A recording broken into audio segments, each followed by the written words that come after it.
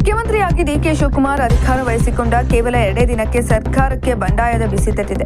ತಮಗೆ ಇಷ್ಟವಿಲ್ಲದ ಜಲಸಂಪನ್ಮೂಲ ಖಾತೆ ಹಂಚಿಕೆ ಮಾಡಿರುವುದಕ್ಕೆ ತೀವ್ರ ಆಕ್ರೋಶ ಹೊರಹಾಕಿರುವ ಹಿರಿಯ ನಾಯಕ ರಾಮಲಿಂಗಾರೆಡ್ಡಿ ಅವರು ಕೋರಮಂಗಲದ ತಮ್ಮ ಕಚೇರಿಯಲ್ಲಿ ಕಾರ್ಯಕರ್ತರ ಮುಂದೆಗಡೆ ಸಚಿವ ಸ್ಥಾನಕ್ಕೆ ಅಧಿಕೃತವಾಗಿ ರಾಜೀನಾಮೆಯನ್ನ ಘೋಷಿಸಿದ್ದಾರೆ.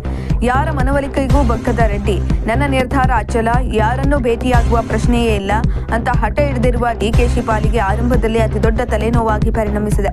ರಾಮಲಿಂಗಾರೆಡ್ಡಿ ಅವರು ಕೇವಲ ಖಾತೆಗಾಗಿ ರಾಜೀನಾಮೆ ನೀಡುತ್ತಿಲ್ಲ, ಬದಲಿಗೆ ತಮಗೆ ಕೊಟ್ಟ ಮಾತು ತಪ್ಪಿದ್ದಕ್ಕಾಗಿ ಈ ನಿರ್ಧಾರಕ್ಕೆ ಬಂದಿದ್ದಾರೆ. ನಾನು ನನ್ನ ಆತ್ಮಸಾಕ್ಷಿಗೆ ವಿರುದ್ಧವಾಗಿ ಕೆಲಸ ಮಾಡಲು ಸಾಧ್ಯವಾಗದ ಕಾರಣ ಸಚಿವ ಸ್ಥಾನಕ್ಕೆ ರಾಜೀನಾಮೆ ನೀಡುತ್ತಿದ್ದೇನೆ ಅಂತ ರಾಜೀನಾಮೆ ಪತ್ರದಲ್ಲಿ ಉಲ್ಲೇಖಿಸಿದ್ದಾರೆ. 2023ರಲ್ಲಿ ಸಿದ್ದರಾಮಯ್ಯ ಸಂಪುಟ ರಚನೆ ವೇಳೆ ನನಗೆ ಬೆಂಗಳೂರು ನಗರಾಭಿವೃದ್ಧಿ ಖಾತೆ ನೀಡುವುದಾಗಿ ಡಿಕೆಶಿ ಹಾಗೂ ಭೈರತಿ ಸುರೇಶ್ ಭರವಸೆಯನ್ನ ಕೊಟ್ಟಿದ್ರು. ಆದರೆ ಸಾರಿಗೆ ಖಾತೆ ನೀಡಲಾಯಿತು. ಆಗ ನಾನು ಬೇಸರಗೊಂಡಾಗ ಮುಂದೆ ತಾವೇ ಸಿಎಂ ಆದಾಗ ಬೆಂಗಳೂರು ನಗರಾಭಿವೃದ್ಧಿ ಇಲಾಖೆಯನ್ನು ಕೊಡುವುದಾಗಿ ಡಿಕೆಶಿ ನನ್ನ ಕೋರಮಂಗಲದ ನಿವಾಸಕ್ಕೆ ಬಂದು ಮಾತು ಕೊಟ್ಟಿದ್ರು.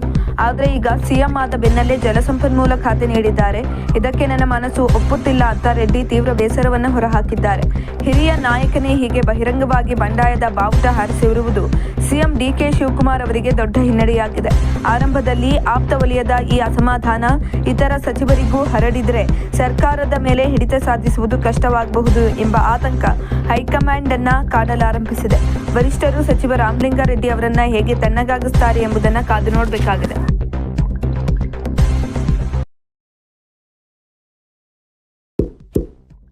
ಇಂತಹ ಇನ್ನಷ್ಟು ವಿಡಿಯೋಗಳಿಗಾಗಿ ಲೈಕ್ ಮಾಡಿ, ಫಾಲೋ ಮಾಡಿ, ಶೇರ್ ಮಾಡಿ.